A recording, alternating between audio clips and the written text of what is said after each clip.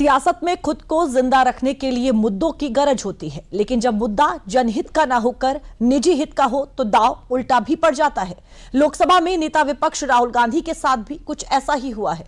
राहुल चले तो थे चुनाव आयोग पर आरोप लगाने, लेकिन बीजेपी सांसद अनुराग ठाकुर ने दस्तावेजों के साथ राहुल गांधी समेत पूरे कांग्रेस की पोल खोल के रख दी है। कैसे, हमारी स्पेशल रिपोर्ट में देखिए। कांग्रेस के लोग कह रहे थे राहुल गांधी जी और विपक्ष के नेताओं ने बवंडर खड़ा किया। अरे भाई, बवंडर नहीं, बलंडर है, और मैं बताने वाला हूं कैसे। जितने आरोप आज तक लगाए, मैं राहुल जी को यही कहूंगा, धूल चेहरे पर थी और आप आईना साफ करते थे। वही आक्रामक आगाज, वही शाराना अंदाज और उसमें छिपे कांग्रेस के सियासी राज। बीजेपी सांसद अनुराग ठाकुर जब मंगलवार को मीडिया के सामने आए तो राहुल गांधी के लिए आफत और पूरी कांग्रेस के लिए सियासी शामत बनकर आए। चुनाव आयोग के खिलाफ राहुल गांधी के हर एक दावे को अनुराग ठाकुर ने हकीकत के दस्तावेजों से खारिज कर डाला। अनुराग ठाकुर ने राहुल गांधी के हार का स्कोर कार्ड मीडिया के सामने रखते हुए संवैधानिक संस्थाओं पर लगाए जा रहे आरोप को राहुल गांधी की फितरत बताया है। अगर 90 बार किसी के नेतृत्व में चुनाव हारने का रिकॉर्ड है तो श्रीमान राहुल गांधी जी के नेतृत्व में हारे, और पार्टी के अंदर भी राहुल गांधी जी के नेतृत्व पर सवाल खड़े होते हैं। अब जब वो चुनाव हार जाते हैं तो ईवीएम पर प्रश्न चिन्ह खड़ा करते हैं, तो कभी वोटर्स पर ठीकरा फोड़ते हैं। जब कांग्रेस ने कहा EVM is rigged for BJP, EVM machine की हेराफेरी कांग्रेस कहती रही।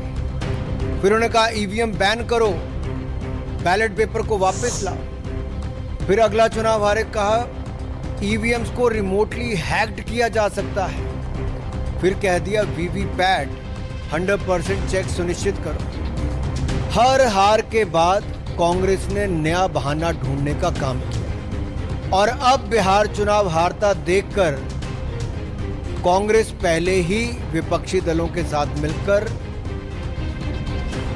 झूठे आरोप लगाने में लगी है। कल कुछ कांग्रेस के लोग कह रहे थे राहुल गांधी जी और विपक्ष के नेताओं ने बवंडर खड़ा किया। अरे भाई, बवंडर नहीं, बलंडर है। कांग्रेस का बीजेपी और चुनाव आयोग पर लगाया गया आरोप तब तक ही उनके सियासी मंसूबों में कुछ हद तक सफल बना रहा था, जब तक अनुराग ठाकुर का पलटवार का पिटारा लेकर मीडिया के सामने वो नहीं आए थे। अनुराग ठाकुर ने प्रेस कॉन्फ्रेंस में सिर्फ वर्तमान ही नहीं बल्कि अतीत के पन्नों से भी वो दास्तान सुनाई, जिसके बाद चुनाव में वोटिंग को लेकर कांग्रेस का दोहरा रवैया उजागर हो गया है।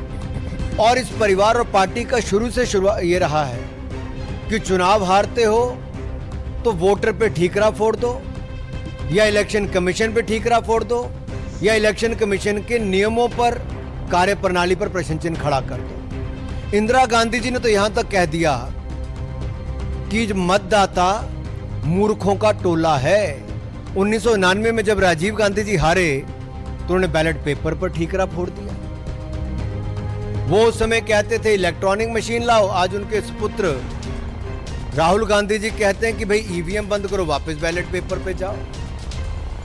और ये एक के बाद महाराष्ट्र, हरियाणा, दिल्ली, अनेकों राज्यों और देश में 3 बार लगातार चुनाव हारने के बाद, 90 चुनाव हारने के बाद राहुल गांधी जी आरोप प्रत्यारोप पर लगातार जारी है। अब इनका मॉडस ऑपरेंडी क्या है राहुल जी का?